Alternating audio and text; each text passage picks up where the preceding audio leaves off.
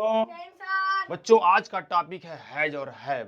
आइए सीखते हैं हैज हैव का प्रयोग किन किन सेंटेंस में होगा। तो बच्चों देखिए, हैज और हैव रखने के अर्थ में, पोजेशन के अर्थ में, रिलेशन के अर्थ में, अधिकार के अर्थ में, यानी कि पास होने के, अर्थात हम कह सकते हैं कि जब किसी के पास कुछ होने या रखने का बोध होता है तो ऐसे सभी सेंटेंस में हम हैज और हैव का प्रयोग करते हैं। इसका प्रयोग प्रेजेंट टेंस में होता है। जैसे कह दें कि किसी के पास एक किताब है, मोहन के पास एक काली गाय है, रमेश के पास एक घर है। तो जब भी किसी के पास कुछ होने या रखने का बोध हो तो ऐसे सभी सेंटेंस में हैज हैव का प्रयोग करते हैं। तो बच्चों देखिए, सबसे पहले जो है हम ये सीखेंगे कि जो हैज है यह किन किन सब्जेक्ट के साथ आता है, जो हैव है वह किस सब्जेक्ट के साथ आता है। तो बच्चों देखिए, सबसे पहले तो हम ये तय कर लेते हैं। यहाँ पे देखिए हमने लिखा है कि हैज, जो हैज है यह ही के साथ, सी के साथ, इट के साथ और सिंगुलर नाउन के साथ, यानी कि ही, सी, इट और जितने भी सिंगुलर नाउन हैं इन सब के साथ हम जो है हैज का प्रयोग करते हैं। और हैव का प्रयोग कहाँ करते हैं? तो आई के साथ, वी के साथ, यू के साथ, दे के साथ और जितने भी प्लूरल नाउन हैं इन सब के साथ हम हैव का प्रयोग करते हैं। बहुत ईजी है, आसान है बच्चों। आइए समझते हैं एक एक सेंटेंस के माध्यम से कि कैसे हम जो है हैज हैव का प्रयोग कर रहे हैं। तो जैसे देखिए, मेरे पास एक कार है, मेरे पास एक कार है, तो इसकी इंग्लिश हम कैसे बनाएंगे? तो मेरे के लिए हम क्या लिखेंगे? आई। उसके बाद हम देखिए, हमको पता है कि देखिए यहाँ पे आई है तो आई के साथ क्या लिखेंगे? हैव लिखेंगे। तो आई हैव, मेरे पास है, क्या है? एक कार है, तो हमने कहा ओ कार। देखो कितना इजी। रमेश के पास एक किताब है, तो कैसे बनाएंगे? रमेश। हमारा इसमें सब्जेक्ट क्या है? देखिए भाई, RAMESH, रमेश हमारा सब्जेक्ट हो गया। अब रमेश के साथ क्या लगाएंगे? देखिए यहाँ पे रमेश क्या है? सिंगुलर नाउन है, इसलिए क्या आएगा? है जाएगा। तो रमेश हैज, रमेश के पास है, क्या है?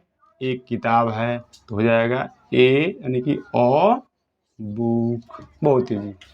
अब बच्चों एक और देखिए, सीता और गीता के पास एक काली गाय है, तो हमारा सब्जेक्ट क्या है? सीता और गीता। तो क्या लिखेंगे?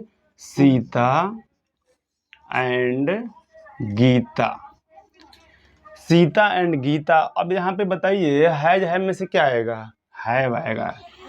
ये हमारा प्लूरल नाउन है। सीता एंड गीता हैव क्या? एक काली गाय, तो ओ ब्लैक, और गाय को क्या बोलते हैं? Cow. Sita and Gita have a black cow. अब इसके बाद जो है हम निगेटिव सीखेंगे। तो बच्चों निगेटिव सेंटेंस बनाने के लिए हम डज और डू के बाद नॉट लिख करके तब हैव लिखते हैं। बच्चों ध्यान दीजिए, जैसे हम अगर इसका पॉजिटिव बनाते हैं, कहते हैं कि मोहन के पास एक गाय है, तो मोहन हैज अ काऊ। लेकिन जब निगेटिव बनाएंगे तो हम हैज हैव के बाद नॉट नहीं लगाएंगे। अगर हैज हैव के बाद नॉट लगाते हैं तो हमारा सेंटेंस गलत हो जाएगा। इसलिए जो हमारा निगेटिव का स्ट्रक्चर है इसको आप ध्यान से पढ़िए। Subject does, do plus not plus have plus noun, ये वाला फार्मूला हम फॉलो करेंगे। जैसे मान लीजिए मेरे पास एक कार नहीं है, तो आप क्या लिखोगे? आई। इसके बाद देखिए आई के साथ हम क्या लगाते हैं? देखिए अब यहाँ पे हैव, आई हैव। तो देखिए जब इसका निगेटिव बनाएंगे तो निगेटिव में क्या करेंगे? हम यहाँ पे हैज हैव के बाद तुरंत नॉट नहीं लगाएंगे, बल्कि हमने सब्जेक्ट लिख दिया। अब देखिए, अब यहाँ पे आई के साथ, जैसे आप प्रेजेंट इंडेफिनिट पढ़े होंगे, तो प्रेजेंट इंडेफिनिट का में ही, सी, इट और सिंगुलर नाउन के साथ हम डज लगाते हैं, और आई, वी, यू, दे और जितने भी प्लूरल नाउन होते हैं उनके साथ हम डू लगाते हैं। तो सेम रूल आप यहाँ पे फॉलो करोगे। आई के साथ आप क्या लगाओगे? डू। आई डू, इसके बाद हम लिखेंगे नॉट, आई डू नॉट, फिर लिखेंगे have, I do not have और कार। बस आप समझ गए, सिंपल। तो यहाँ पे I do not have a car. अब देखिए जैसे कह दें, इसको हम जो है दूसरे तरीके से भी, इसका जैसे डू नॉट का शॉर्ट फॉर्म, हम डू नॉट का शॉर्ट फॉर्म डोंट का भी यूज यहाँ पे कर सकते हैं। जैसे कह सकते हैं कि I don't have a car, है ना आसान। आप ऐसे बोल सकते हो I don't have a car, मेरे पास एक कार नहीं है, या I do not have a car, मेरे पास एक कार नहीं है। अभी देखो रमेश के पास एक किताब नहीं है, अभी यहाँ पे सब्जेक्ट हमारा क्या होगा बताइए, रमेश, तो हमने लिख दिया यहाँ पे रमेश। और यहाँ पे देखिए अब आप बताइए डज और डू में से क्या आएगा, डज आएगा। बस यही आपको सीखना है, डज फिर लिखेंगे हम नॉट और फिर लिखेंगे हम हैव, यानी कि दोनों के साथ हैव ही आएगा। यहाँ पे आई हो, यहाँ रमेश हो, बस हमें ये ध्यान देना है डू डज, यानी कि इस सब्जेक्ट में बस आपको यहाँ ध्यान रखना है ही सी इट और सिंगुलर रहेगा तो इनके साथ हम क्या लगाएंगे, इन सब के साथ जो है हमारा यहाँ पे डज हो जाएगा। और ये सारे सब्जेक्ट हैं तो इनके साथ क्या हो जाएगा, इन सब के साथ डू हो जाएगा। बस यही सीखना है। रमेश के पास एक किताब नहीं है, रमेश डज नॉट हैव और हैव नॉट, यहाँ पे देखिए बुक क्या हो जाएगा, और बुक, बहुत बढ़िया। Ramesh does not have a book, good. इसको दूसरे तरीके से कैसे बोलेंगे कि रमेश के पास किताब नहीं है, रमेश डजंट, डज नॉट को हम क्या बोल सकते हैं, doesn't, DOSNT, doesn't have, Ramesh doesn't have a book. देखो कितना इजी है। अब एक और देखते हैं बच्चों, यहाँ देखिए सीता और गीता के पास एक काली गाय नहीं है, तो अभी आप देखिए इसमें सब्जेक्ट क्या हो जाएगा हमारा, सीता, सीता, यहाँ देखिए सीता एंड गीता, सीता और गीता के पास एक काली गाय नहीं है, Sita and Gita do not have a black cow. कितना आसान, देखिए यहाँ पे आप इसको ऐसे बोल सकते हो, Sita and Gita don't have a black cow, हम इसको ऐसे भी बना सकते हैं।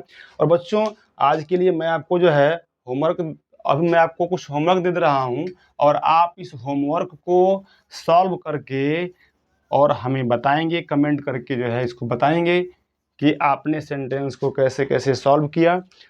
तो देखिए आपके लिए होमवर्क है, आप 5 सेंटेंस लिख लीजिए और इसको आप जो है सॉल्व करके इसको ट्रांसलेट करके बताइएगा। जैसे कह दें कि उसके पास एक बगीचा है। दूसरा वाक्य लिखिए, मेरे पास एक सफेद कुत्ता है। मोहन के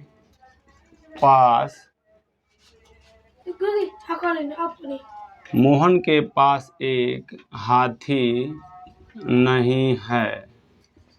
और एक सेंटेंस आप और नोट कर लीजिए, 2 सेंटेंस और लिखिए।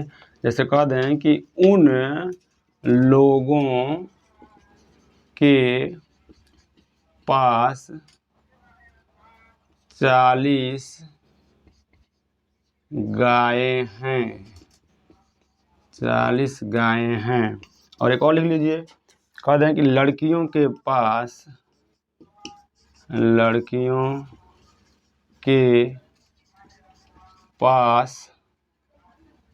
10 गुड़िया हैं। तो बच्चों आप इसको ट्रांसलेट करके और कमेंट करके आप बताएंगे। अगली वीडियो में फिर मिलते हैं, तब तक के लिए जय हिंद बच्चों।